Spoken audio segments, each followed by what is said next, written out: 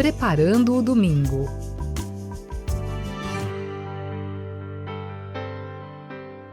Bem-vindo, bem-vinda a mais um encontro Preparando o Domingo. Eu sou Carlos André e nós vamos juntos refletir os textos da liturgia deste quarto domingo do tempo comum. Você é convidado então a tomar um tempo de oração, um tempo de distanciamento, quem sabe, do dia a dia, das coisas que estão à nossa volta, para voltar-se para o mundo interior, para esta busca pessoal daquilo que a palavra de Deus tem a nos ensinar. Por isso, vamos invocar o Espírito Santo de Deus com uma oração.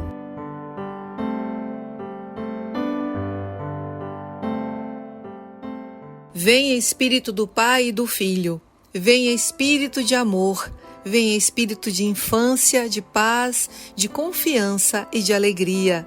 Vem alegria secreta que brilhas através das lágrimas do mundo. Vem Espírito Santo, vida mais forte que nossas mortes. Vem Pai dos pobres e advogado dos oprimidos. Vem luz da eterna verdade e de amor derramado em nossos corações.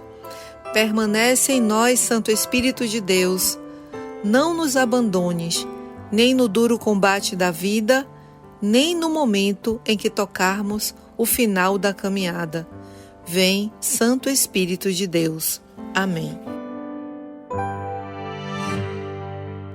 A primeira leitura de hoje é tirada do livro do Deuteronômio, capítulo 18, e diz assim: Moisés falou ao povo dizendo: O Senhor teu Deus fará surgir para ti, de tua nação e do meio de teus irmãos, um profeta como eu. A ele deverás escutar. Foi exatamente o que pedistes ao Senhor teu Deus no Monte Horebe, quando todo o povo estava reunido, dizendo: Não quero mais escutar a voz do Senhor meu Deus, nem ver este grande fogo, para não acabar morrendo. Então o Senhor me disse: Está bem o que disseram. Farei surgir para eles, do meio de seus irmãos, um profeta semelhante a ti. Porei em sua boca as minhas palavras, e ele lhes comunicará tudo o que eu lhes mandar. Eu mesmo pedirei contas a quem não escutar as minhas palavras, que ele pronunciar em meu nome. Mas o profeta que tiver a ousadia de dizer em meu nome alguma coisa que não lhe mandei, ou se falar em nome de outros deuses, este profeta deverá morrer.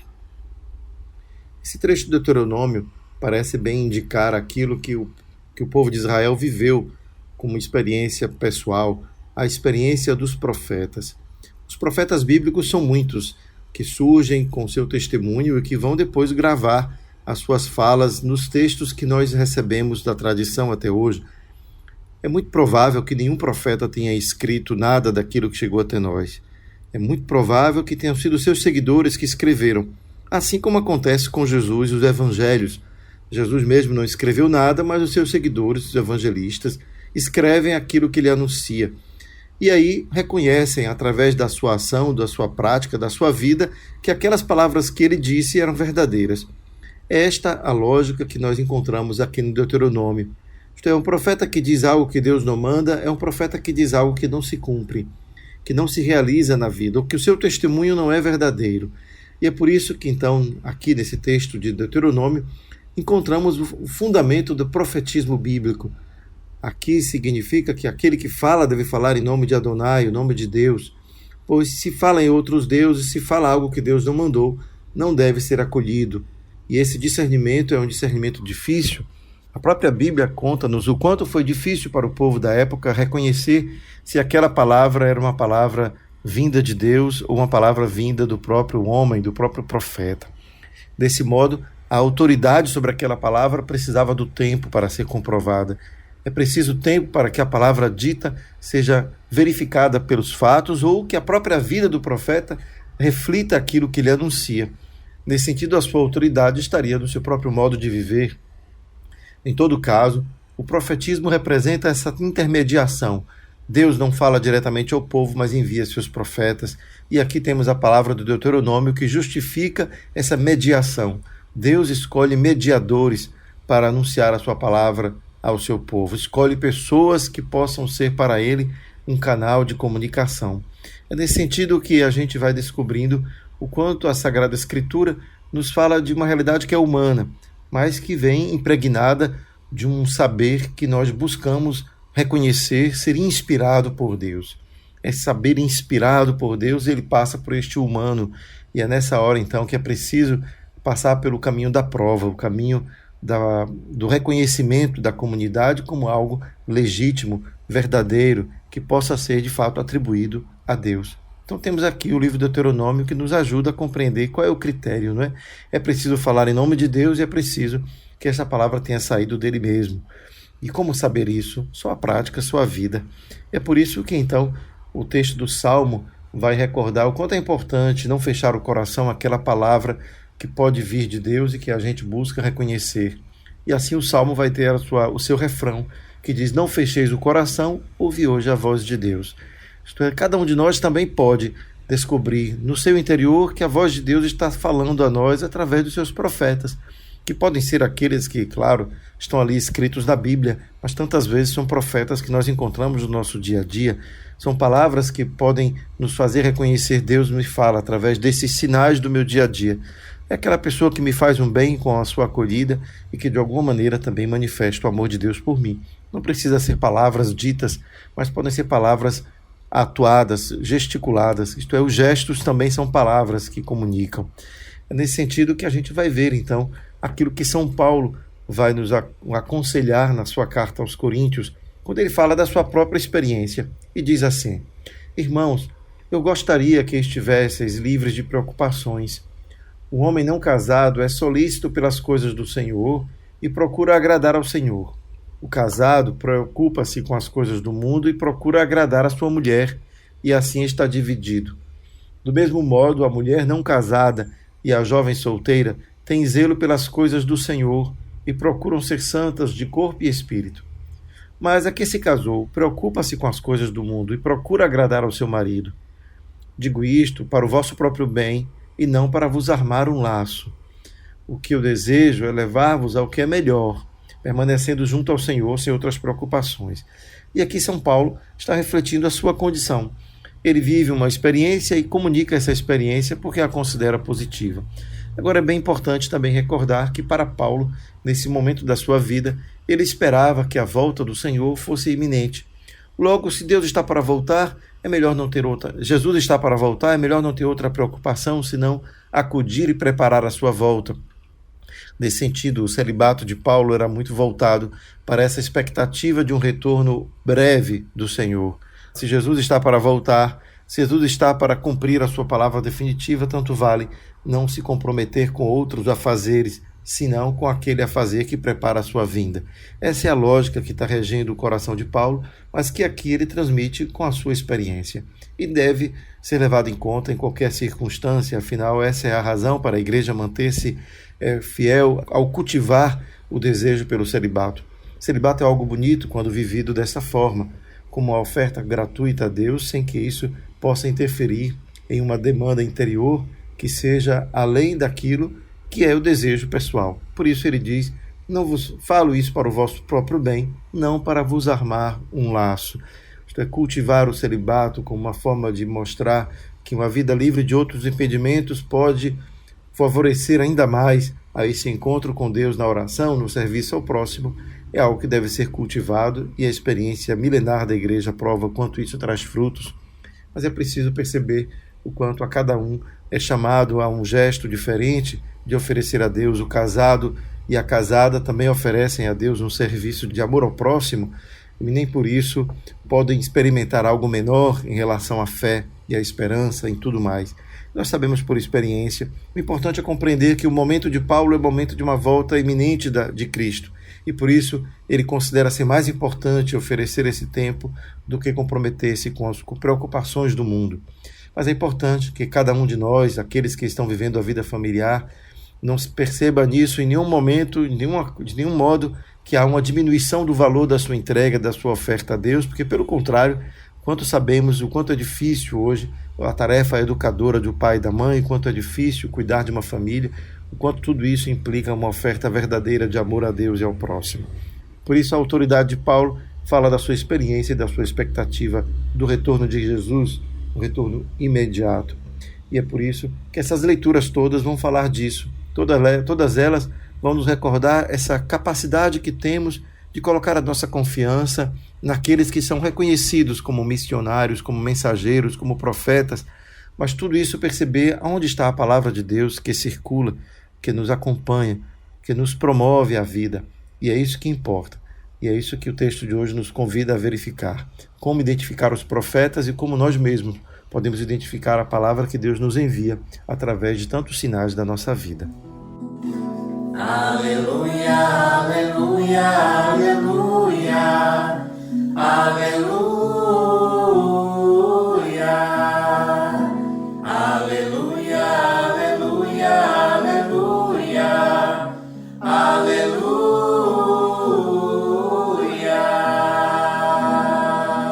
Evangelho de Jesus Cristo segundo Marcos.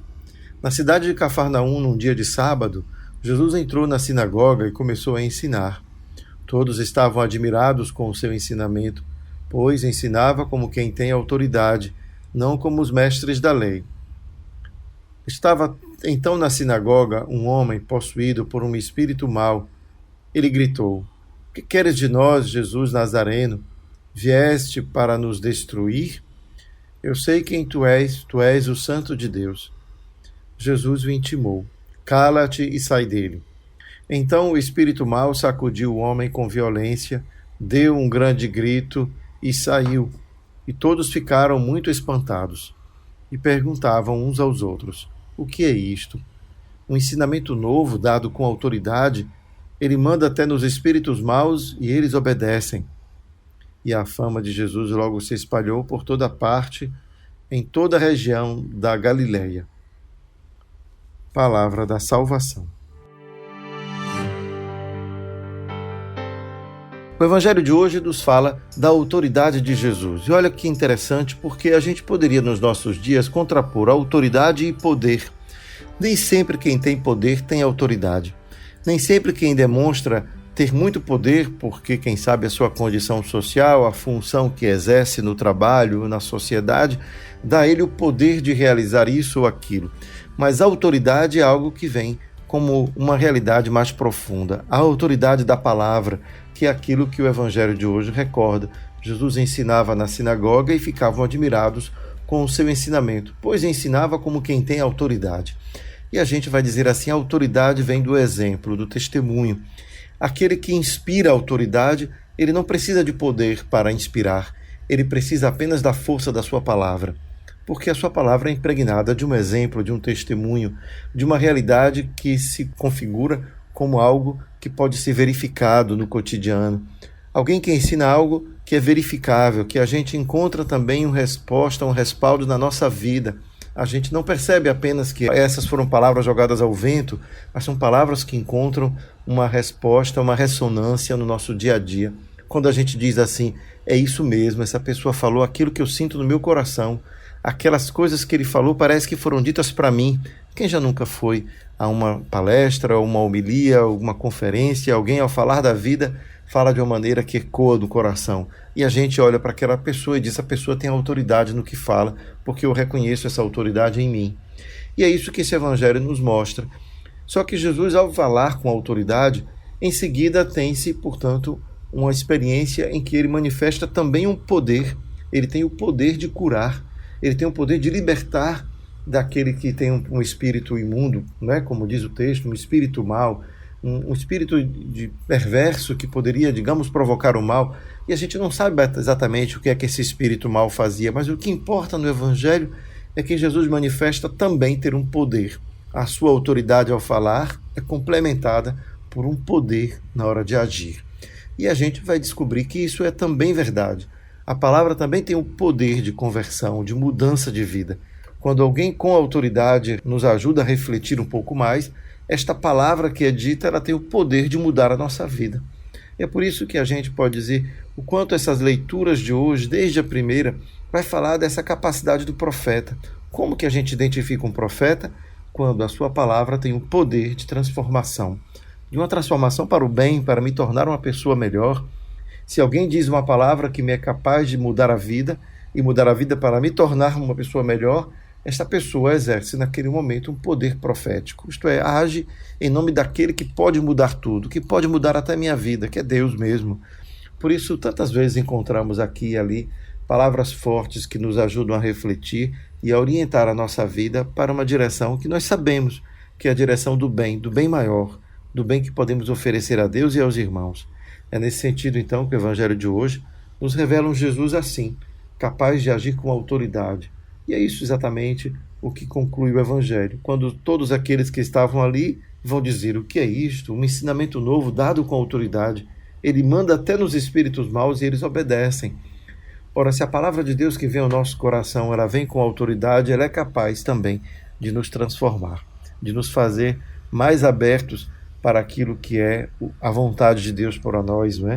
O que é a vontade de Deus para nós? É que sejamos felizes, que possamos encontrar o caminho da felicidade. Esse é o desejo de Deus, não é outro.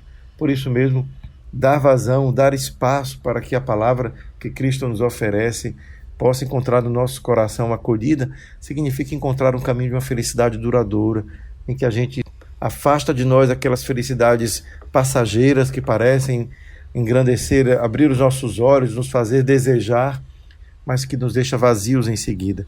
Essa palavra que o Evangelho nos oferece é uma palavra de uma felicidade que vai profundo no coração, que é transformar por dentro a nossa vida. Não ficamos apegados a experiências instagramáveis para conseguir sentir felicidade, não é? Que a gente tenha que propagar aquelas alegrias momentâneas como se isso pudesse nos fazer de fato felizes. Por isso que aquilo que Jesus realiza por palavras, ele também realiza interiormente. Ele é capaz de retirar o espírito impuro daquele homem, isto é, ele vai à profundidade, ele vai na raiz das coisas. Ele não apenas fala, mas ele também age para nos transformar, nos fazer encontrar o caminho que é esse da felicidade. Que o Senhor então nos acompanhe hoje e sempre na nossa vida. Ajuda-nos, Senhor, com a Tua palavra e com a autoridade desta palavra a conseguir viver cada dia em profundidade o amor, que é aquilo que nos move, que o amor que nos leva a arrancar de nós toda a maldade, tudo aquilo que o espírito mau possa ter construído dentro da gente, que a gente possa conseguir vivenciar este espírito de bondade, de amor que moveu a tua ação todos os dias e que são testemunhadas no Evangelho. Que o testemunho deste Evangelho de vida, de amor, de verdade, nos converta, nos convença e possa assim nos fazer mais felizes. O Senhor nos abençoe e nos guarde hoje e sempre, Pai, Filho e Espírito Santo. Amém.